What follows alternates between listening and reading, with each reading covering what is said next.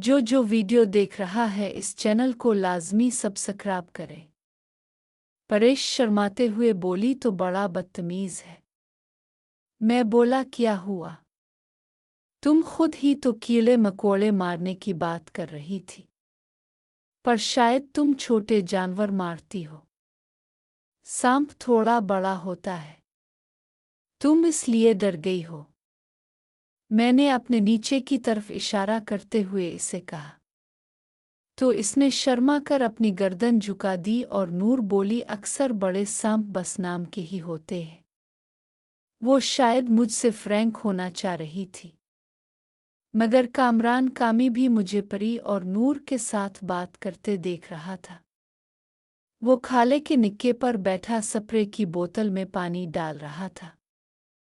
नूर ने भी एक बड़ी सी बोतल पकड़ रखी थी जिसमें स्प्रे का महलूल शामिल किया गया था। मैं नूर से बोला, जो सांप तुमने पकड़े हैं वो ऐसा करते होंगे, मगर मेरे वाले शाम को किसी बड़ी सी पिटारी की ज़रूरत है। नूर हंसते हुए बोली, देख नवाबजादे, देख लूंगी किसी दिन तुम कितने पानी में हो। मैं बोला, जब चाहो बंदा जी जान से खिदमत करेगा। परेश स्प्रे करने के लिए वापस मुड़ गई थी और अब नूर मेरे सामने अकेली खड़ी थी।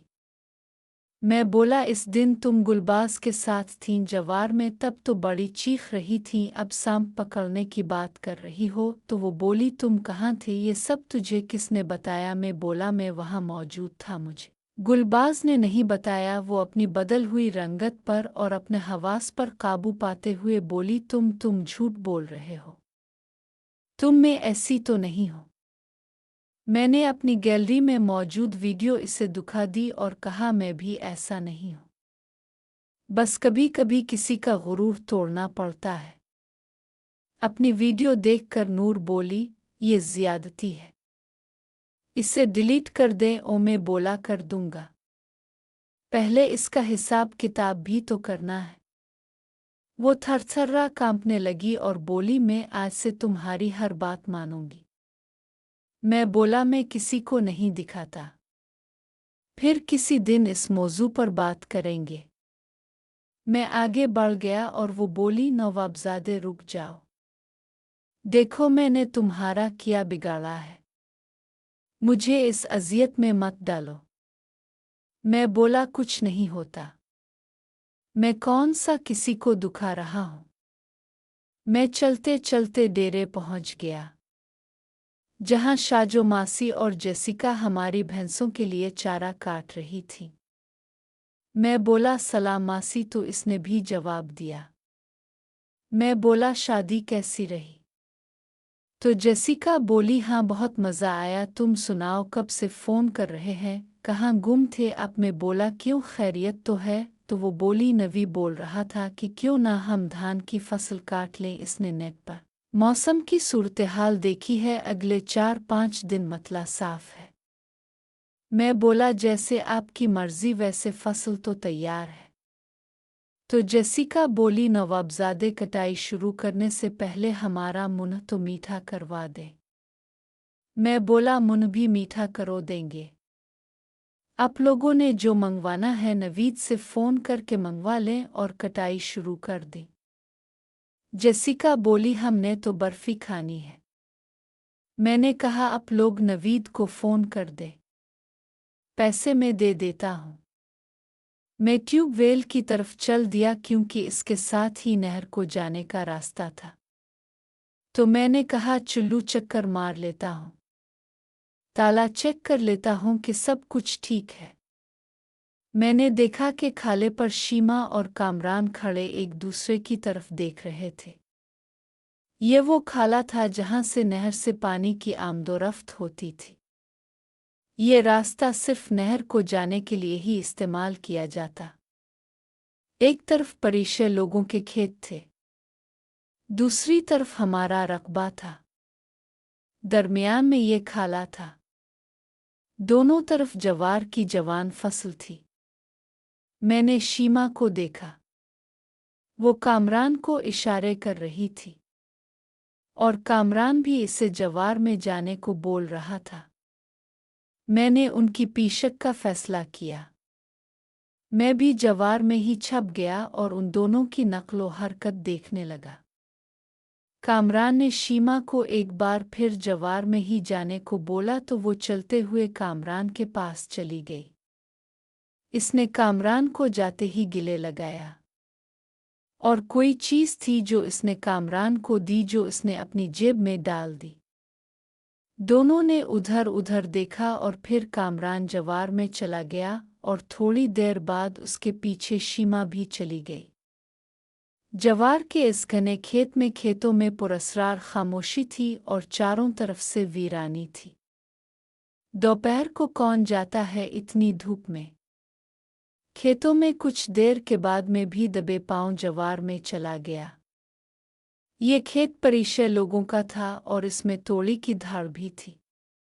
मैं घनी फसल से खेत में दाखिल नहीं हुआ बल्कि जो रास्ता तोड़ी वाली जगह को जा रहा था मैं इस खिले रास्ते से खेत में गया। मुझे कुछ भी सुनाई नहीं दे रहा था।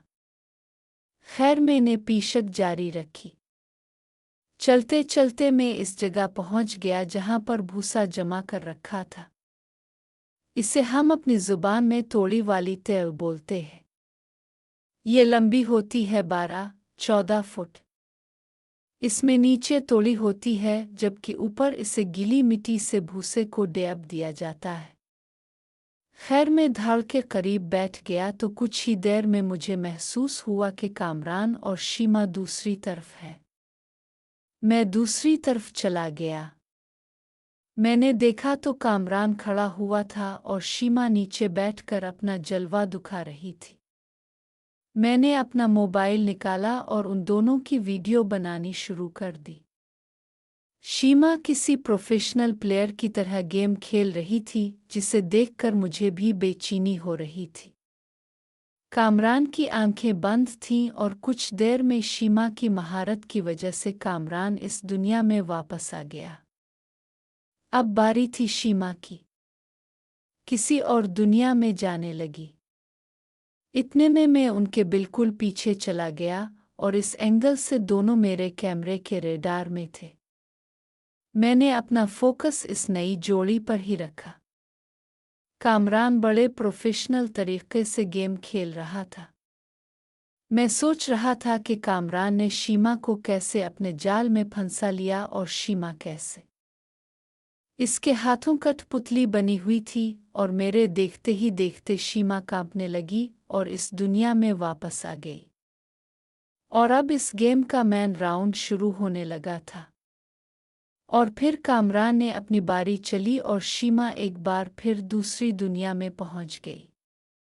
इसने शुरू में कामरान को बुरा भला कहा और कहा तुमसे सब्र तो होता नहीं है।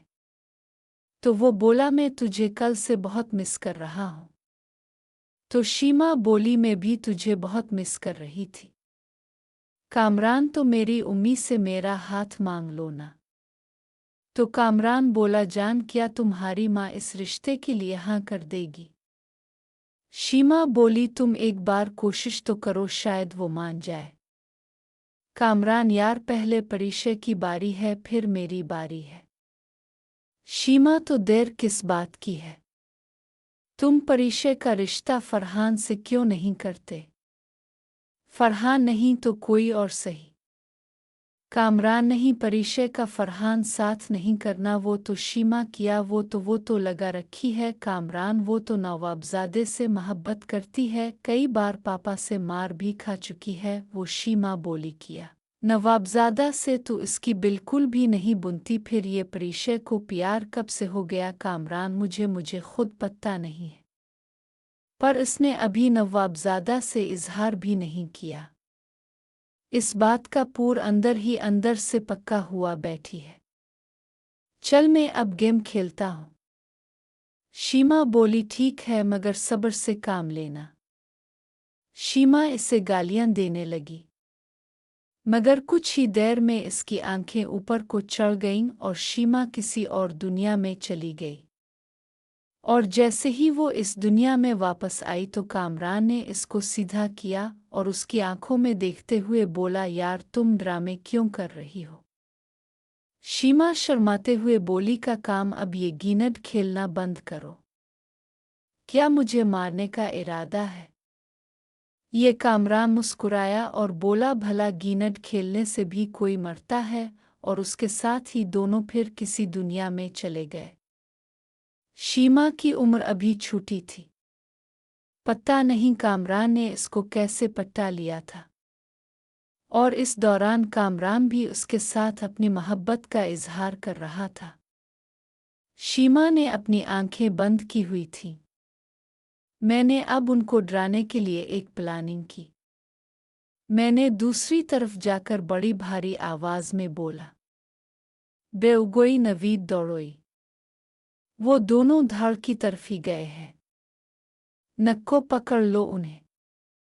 ये लोग बच नहीं पाएंगे। मेरी आवाज़ सुनकर शीमा खाले की तरफ भाग गई, और कामरान अपने डेरे की तरफ भागने लगा। जैसे ही शीमा ट्यूबवेल की पानी वाली टंकी के पास पहुंची तो मैंने इसे पकड़ लिया और वो रोने लगी। नवाबजादे छोड़ दे, मुझे घर जाने दो। तो मैं बोला, कुछ देर उधर ही रुक जाओ। अगर नवीब ने तुझे पकड़ लिया तो वो तुझे जान से मार देगा। वो बोली, मुझे बचा लो नवाबजादे, मेरा भाई बहुत जालिम है। वो सच में मुझे मार डालेगा। तो मैं बोला, पहले तुम एक बात सच सच बताओ। वो मेरी तरफ रोते हुए देखकर बोली, क्या पूछना है? मैं सच बताऊंगी। वो बड़ी घबराई हुई मुझे देख रही थी। इसका सारा जिस्म कांप रहा था, जबकि मैं इसे तसल्ली देने के चक्कर में था। मैं बोला, पहली बार तुमने किसके साथ गेम खेली थी? शीमा शर्माते हुए बोली, मैंने कामरान के साथ गेम खेली थी। ये सब अचानक भी हुआ, मगर अब मैं इसे बहुत पसंद करने लगी हूँ और मैं इसी के साथ ही शादी करूँगी। मैं बोला, तुम्हारी माँ नहीं मानेगी। तो वो बोली कि तुम किस लिए हो? मेरी मदद करो ना।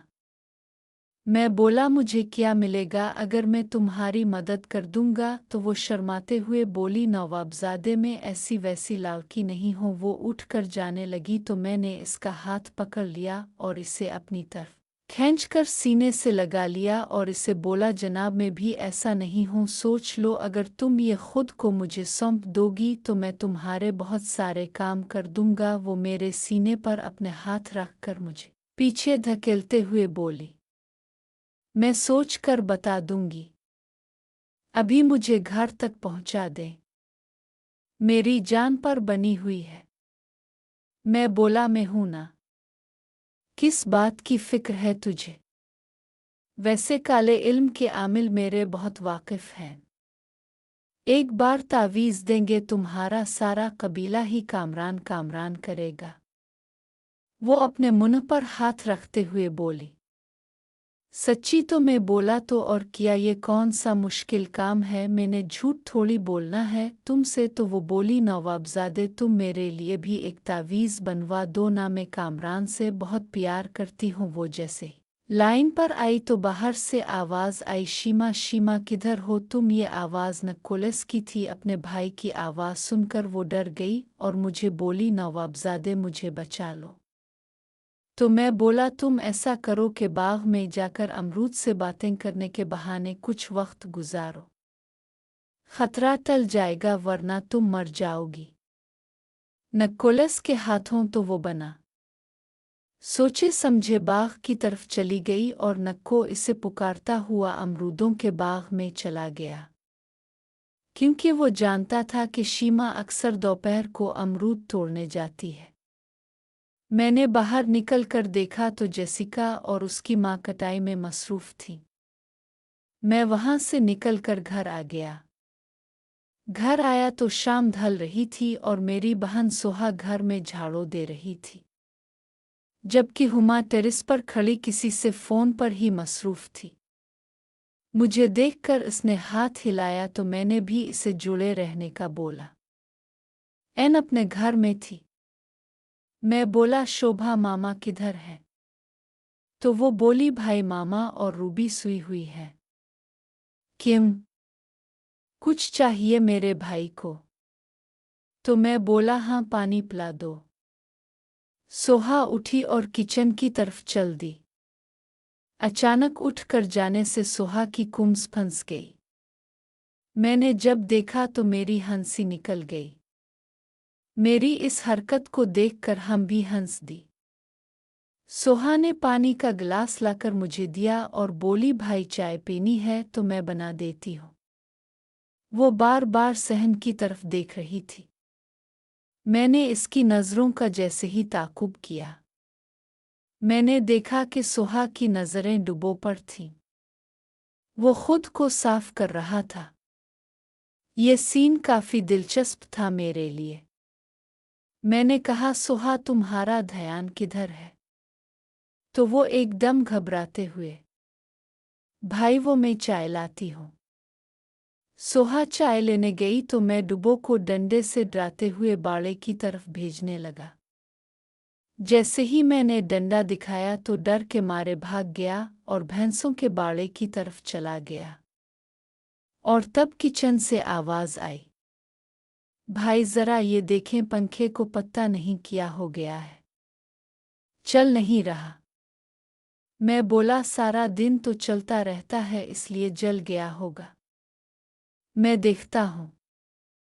तुम लोग भी तो इसे बंद ही नहीं करते।